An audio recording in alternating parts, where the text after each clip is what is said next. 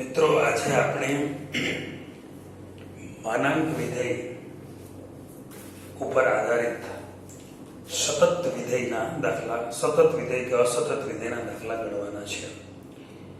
માનાંક વિધેય વિશે થોડું તમે જાણો છો.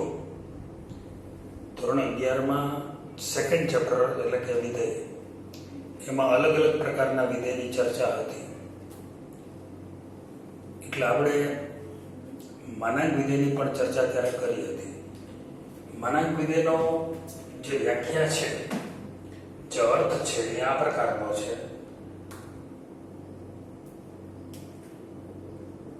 માનાંક વિધેય એકચ્યુઅલી માનાંક વિધેય એનો પ્રદેશ R છે, સહપ્રદેશ R છે, અને જો વિસ્તાર શોધીએ તો R પ્લસ યોગ 0 મળે છે. માનાંક વિધેય મોડ x બરાબર જવાબ આવશે x જો x ની કિંમત ધન હોય, બરાબર માઇનસ x આવે જો x ની કિંમત ઋણ હોય, અને બરાબર 0 આવે જો x ની કિંમત શૂન્ય હોય. મોડ x બરાબર પ્લસ x જો x greater than 0, mod x બરાબર માઇનસ x જો x less than 0, mod x બરાબર 0 જો x ની કિંમત શૂન્ય હોય. હવે x ને બદલે x માઇનસ a લઈએ. x માઇનસ a જવાબ x mode x minus a બરાબર x માઇનસ a થઈ શકે જો x ની કિંમત a કરતા મોટી હોય. a માઇનસ x જવાબ આવી શકે જો x લેસ ધેન a હોય, અને બરાબર 0 આવી શકે જો x બરાબર a હોય. આ વસ્તુ તમે જાણો છો, આટલો થિયરિકલ કન્સેપ્ટ છે. હજી થોડી ઉદાહરણથી વાત કરું. દાખલા તરીકે તમારી પાસે છે x a માઇનસ b છે, તો હું આમાંથી 3 શક્યતા છે મારી પાસે. a માઇનસ b લખું, કે પછી b માઇનસ a લખું, કે પછી શૂન્ય લખું.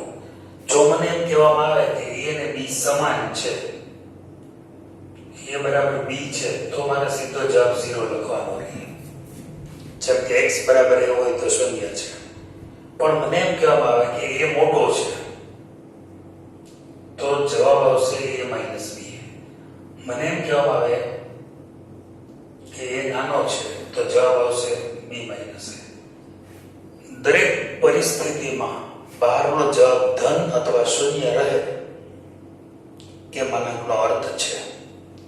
ફોર એક્ઝામ્પલ 10 ઓછા 4 હોય તો જવાબ લખવો પડે 10 ઓછા 4, કારણ કે 10 અને 4 માં 10 મોટો છે. 4 ઓછા 10 હોય તો હવે આ a છે, આ b છે. a નાનો છે, b મોટો છે, તો એ જવાબ લખવો પડે 10 ઓછા 4, અને 10 ઓછા 10 હોય તો બાય ડિફોલ્ટ જવાબ આવશે શૂન્ય. આમ કહેવાનો આપણો આશય છે. ટૂંકમાં જ્યારે માનાંક હોય ત્યારે તમારે આવી 3 અલગ અલગ શક્યતાઓ પર વિચારવાનું હોય છે. હવે માનાંક વિધેય પર આધારિત સાતત્યના દાખલા. સાતત્યનો આ બીજો પ્રકાર છે. કન્ટિન્યુટી, આ સાતત્ય એનો બીજો પ્રકાર.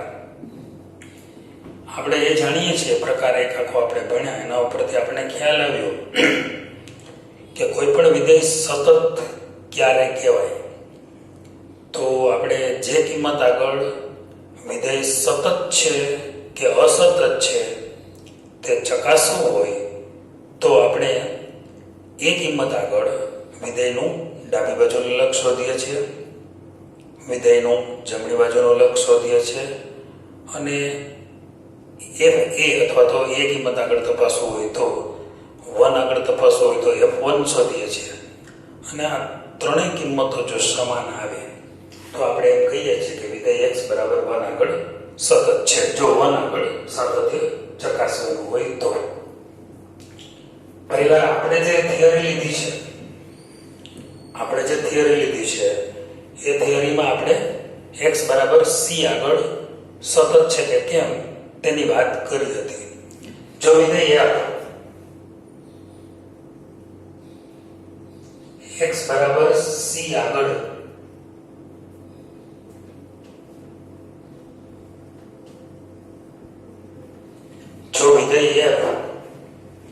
x બરાબર c આગળ સતત હોય તો fc શોધવું જોઈએ.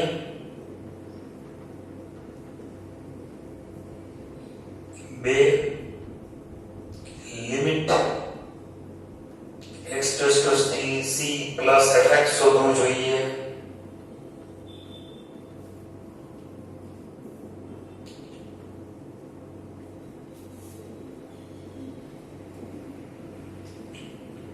આ ત્રણે પહેલા તો શોધી લેવા પડે.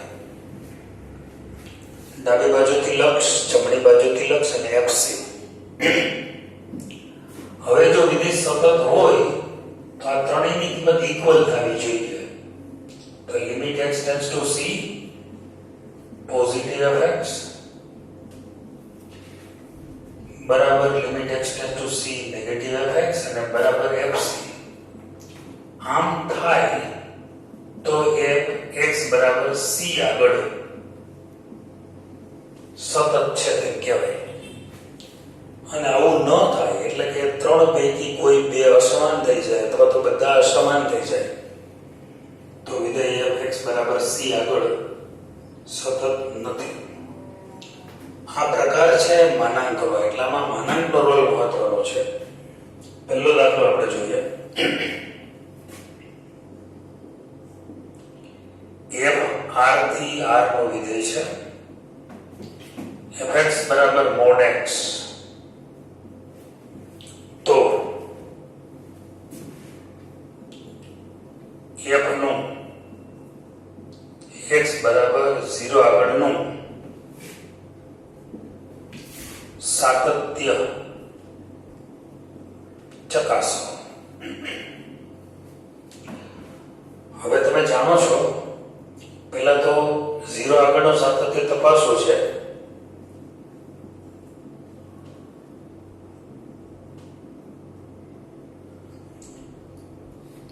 x બરાબર 0 આગળનું સાતત્ય ચકાસવું છે તો f0 શોધો.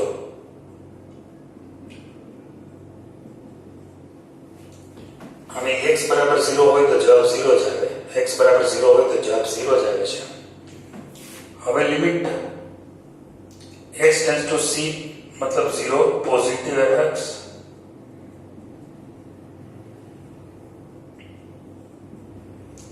fx તરીકે શું છે? fx બરાબર છે mod x.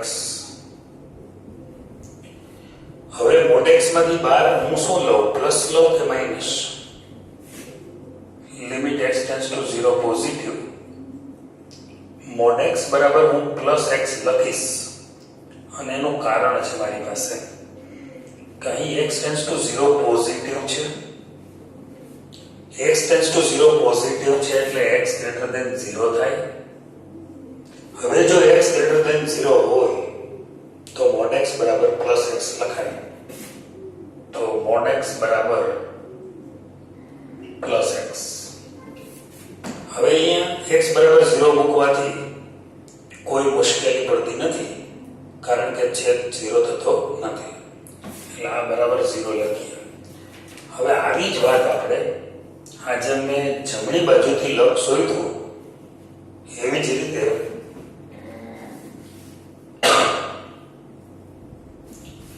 x → 0 નેગેટિવ શોધીએ. એટલે કે ડાબી બાજુથી વિધેયનું લક્ષ શોધ્યું.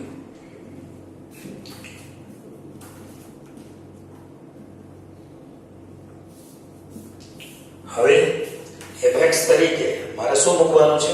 જવાબ રકમ તમને આપેલી છે fx બરાબર mod x. હવે mod x બરાબર હું શું લખું? પ્લસ x લખું કે માઈનસ x લખું? તો તમે જવાબ આપશો માઈનસ x. કારણ કે x ટેન્ડ્સ ટુ 0 નેગેટિવ છે, મતલબ કે ડાબી બાજુથી લક્ષ છે. x ટેન્ડ્સ ટુ 0 નેગેટિવ નો મતલબ થાય x લેસ ધેન 0, અને એ જો x લેસ ધેન 0 હોય તો mod x બરાબર -x. બસ આ કારણને કારણે આપણે mod x બરાબર -x લઈએ છીએ. હવે કિંમત મૂકીએ, છેદ 0 થતો નથી એટલે 0 જવાબ આવશે. હવે આખી વાત તમે જુઓ, x બરાબર 0 આગળનું સાતત્ય તપાસવાનું હતું. f0 શોધ્યું, 0 આવ્યું. જમણી બાજુથી લક્ષ શોધ્યું, 0 આવ્યું. ડાબી બાજુથી લક્ષ શોધ્યું, 0 આવ્યું. એનો મતલબ એમ થયો કે અહીં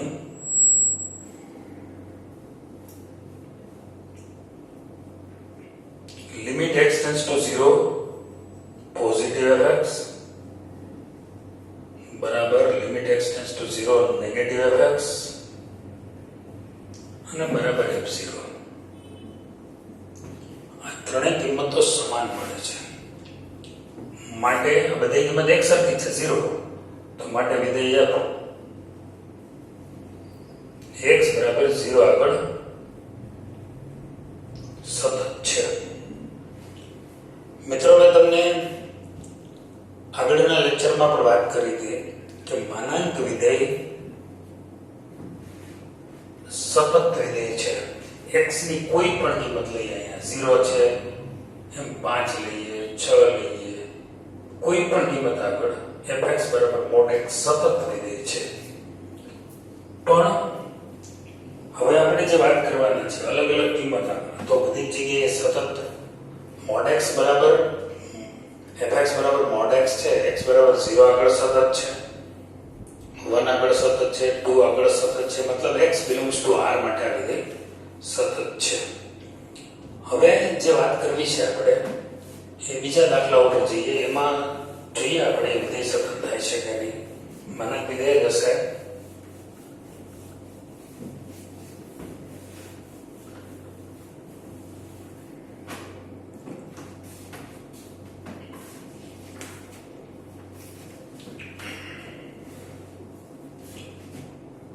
દાખલો બીજો છે, fx બરાબર માનાંકમાં x - 1 અને છેદમાં x - 1. અહીંયા x બરાબર 1 નથી, બરાબર 1, x બરાબર 1 હોય તો વિધેય f નું x બરાબર 1 આગળનું સાતત્ય ચકાસો.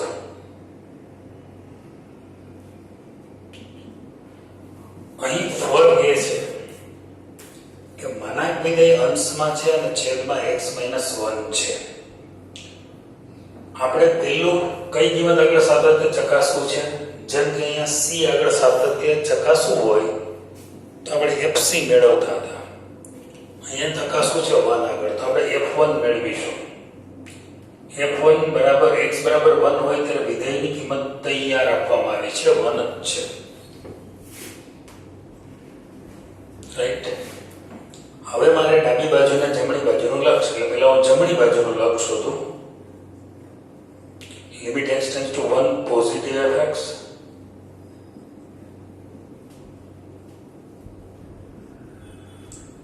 પોઝિટિવ હોય એટલે x ગ્રેટર ધેન 1 થયું. મારે વિધેય fx તરીકે શું મૂકવાનું છે? રાઈટ. fx એટલે mod x -1 upon x - 1 મેં મૂકી દીધું. હવે અહીંથી મને સવાલ મળ્યો કે જે છેદમાં તો x - 1 છે, એમાં કોઈ માનાંક નથી, એટલે એમાં તો x - 1 જ મૂકીશું.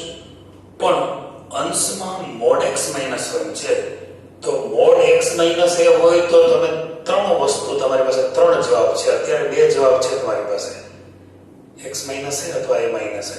x - 1 લખું કે 1 - x લખું? તો અહીંયા હું લખીશ x - 1. મને ઈચ્છા થાય છે કે x - 1 નથી લખી શકતો, પણ મારી પાસે એનું કારણ છે. કારણ એ છે કે x ટેન્ડ્સ ટુ 1 પોઝિટિવ છે, રાઈટ? અચ્છા, x ટેન્ડ્સ ટુ 1 પોઝિટિવ એટલે કે જમણી બાજુથી લક્ષ છે. x ટેન્ડ્સ ટુ 1 પોઝિટિવ નો અર્થ છે x ગ્રેટર ધેન 1. હવે આપણે એવું જાણીએ છીએ x અને a એમાં x મોટો હોય એ કરતા, તો જવાબ x માઈનસ a આવે. તો અહીંયા x ગ્રેટર ધેન 1 છે, તો x અને 1 માં કોણ મોટું? x. તો પછી x માઈનસ 1 બરાબર હું શું લખી શકીશ? x માઈનસ 1 લખી શકીશ. અચ્છા, હવે આ બે કેન્સલ કરીશ તો limit x tends to 1 positive cancel કરીશ એટલે જવાબ આવશે 1. તમે એવું નહીં માનતા કે હું 1 મૂકી દઈશ તો 1 માઈનસ 1 છે, 1 માઈનસ 1 0 થઈ જાય, 0 upon 0 થઈ જાય. હું કેન્સલ કરું છું એટલે જવાબ આવે 1. હવે અચળ વિધેય છે. અચળ વિધેયનું લક્ષ તો અચળ જ હોય એટલે આનો જવાબ આવ્યો 1. હવે હું શોધીશ આ જેમ જમણી બાજુથી લક્ષ શોધ્યું એવી રીતે ડાબી બાજુથી લક્ષ શોધીશ.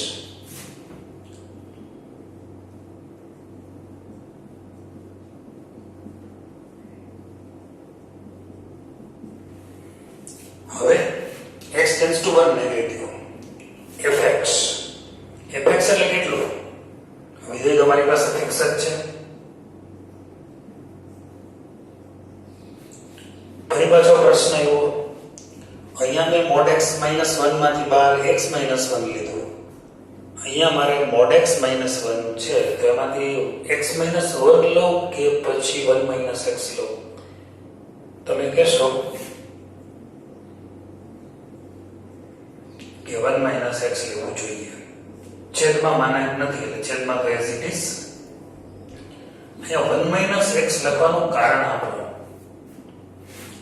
કે x ટેન્ડ્સ ટુ 1 નેગેટિવ છે એટલે શું થાય? x લેસ ધેન 1 થાય. હવે અહીંયા x માઈનસ a માં x જ્યારે a કરતા નાનો હતો તો a માઈનસ x બહાર આવતો હતો. અહીંયા x માઈનસ 1 માં 1 મોટો છે, x નાનો છે, તો જવાબ શું આવશે? x માઈનસ 1 બરાબર 1 માઈનસ x બહાર આવશે.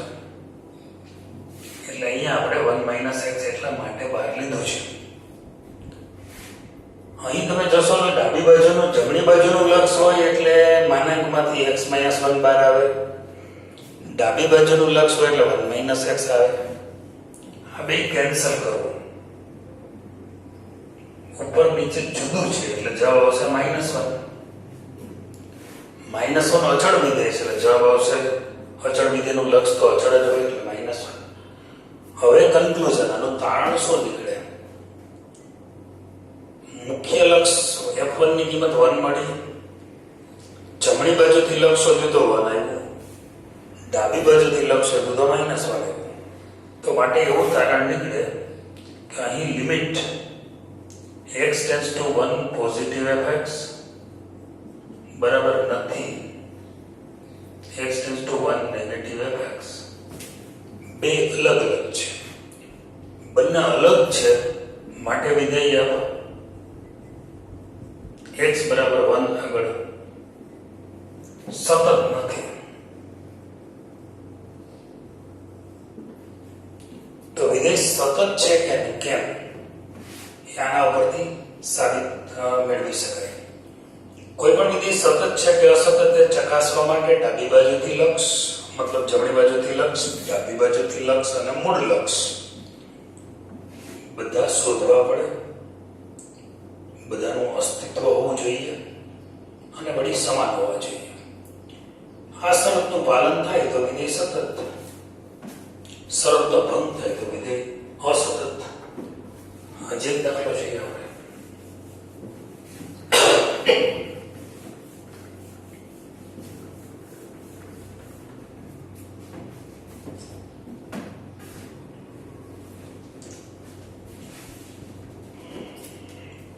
આ બંને દાખલા આપણે એક્સ્ટ્રા લીધા હતા, ટેક્સ્ટબુકની બહારના છે. હવે એક ટેક્સ્ટબુકનો દાખલો લઉં છું. 7મો દાખલો છે 5.1. fx બરાબર છે mod x plus 3 x less or equal -3. બરાબર -2x -3 less than x less than 3 અને 6x + 2 છે x is great or equal 3. તો જે બિંદુ હોય એ અસતત હોય તે બિંદુ શોધો.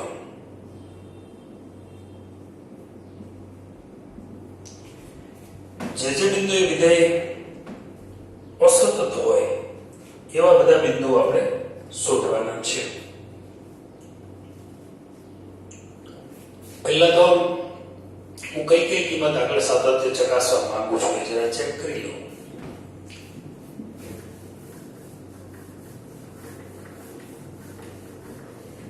મિત્રો અહીંયા તમે જોઈ શકશો કે x લેસ ઓર ઇક્વલ -3 છે, x ગ્રેટ ઓર ઇક્વલ +3 છે અને x ગ્રેટર ધેન -3 છે.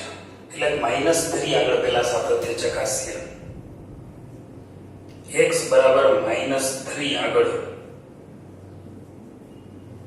સાતત્ય ચકાસતા પહેલું મળશે f-3. f-3 ની કિંમત કેટલી? મારે -3 હોય એટલે આમાં કિંમત મૂકવી પડે. ઇક્વલ અહીંયા છે ને એટલા માટે. તો -3 + 3 જવાબ આવશે 3 + 3 એટલે જવાબ આવશે 6. માનકની બહાર હંમેશા જવાબ ધન જ રહે. હવે limit x tends to -3 positive fx.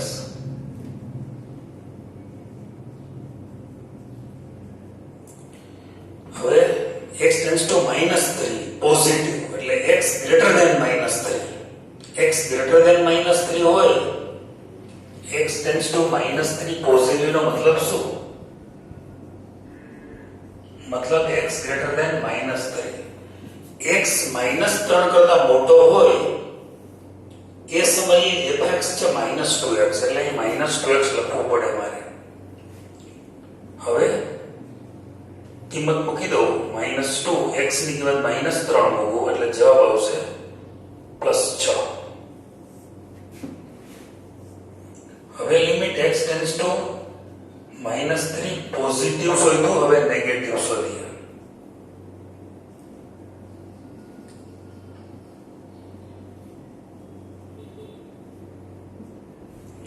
હવે x ટેન્ડ્સ ટુ -3 નેગેટિવ એટલે x લેસ ધેન -3 2 in 1 છે. જો ઇક્વલ પણ છે ને લેસ છે એટલે mod x + 3 થશે. fx તરીકે મારે x લેસ ધેન -3 કારણ કે x ટેન્ડ્સ ટુ -3 નો મતલબ x ટેન્ડ્સ ટુ -3 નેગેટિવ નો મતલબ થાય x less than -3. x less than -3 હોય ત્યારે ફંક્શન છે mod x + 3.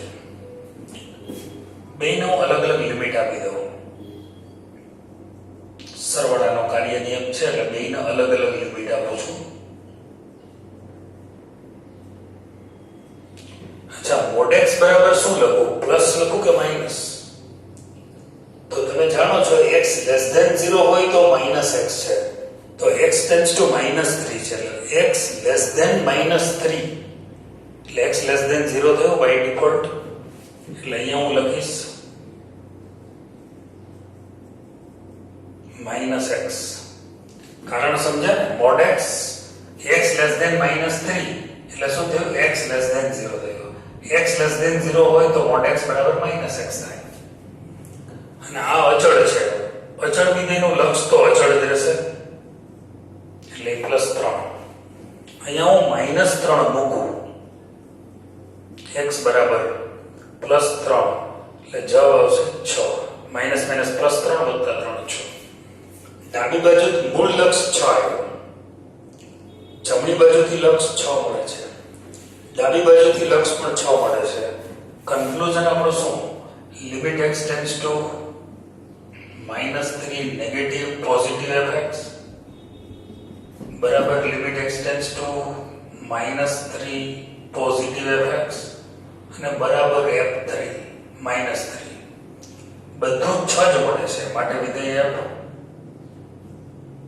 x બરાબર -3 આગળ સતત છે. હવે આપણે આ વિધેય અસતત છે 3 આગળ ચેક કરીએ. -3 આગળ તો સતત મળી ગયું. હવે ફરીથી પાછો બીજા પોઈન્ટ આગળ વિચારીએ, કારણ કે આમાં x બરાબર 3 પણ છે.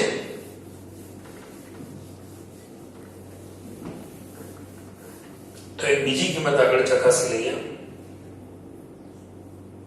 x બરાબર 3 આગળનું સાતત્ય. પહેલા f3 શોધો. x બરાબર 3 ક્યાં છે? તો કે ત્યારે 6x + 2 વિધેય છે. 6 + 2 6 × 18 ને 22. હવે limit x → 3 positive fx. Positive એટલે x → 3 પોઝિટિવ નો મતલબ x > 3. x → 3 પોઝિટિવ એટલે x > 3. અચ્છા, x > 3 હોય ત્યારે તો આ જ વિધેય પાછું લેવું પડે, કારણ કે 2 in 1 છે. ઇક્વલ માં આ હતું અને ગ્રેટર ધેન માં પણ એ જ છે. 6 × 18 + 2 20 થઈ ગયો. ચલો, બે લક્ષ તો સમાન, બે કિંમતો તો સમાન મળી છે. હવે લિમિટ x → 3 નેગેટિવ fx.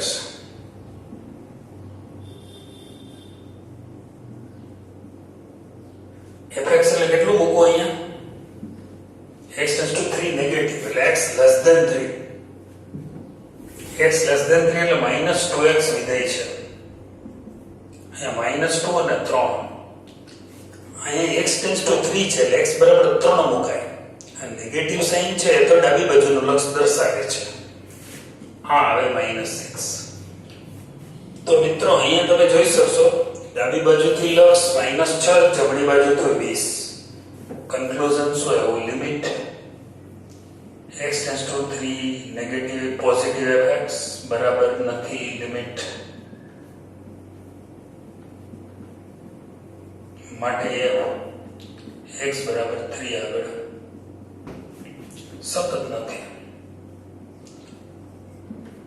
કુલ 4 દાખલા પ્રકારના છે. 7, 8, 9, 25 ટ્રાય કરજો આગળમાં.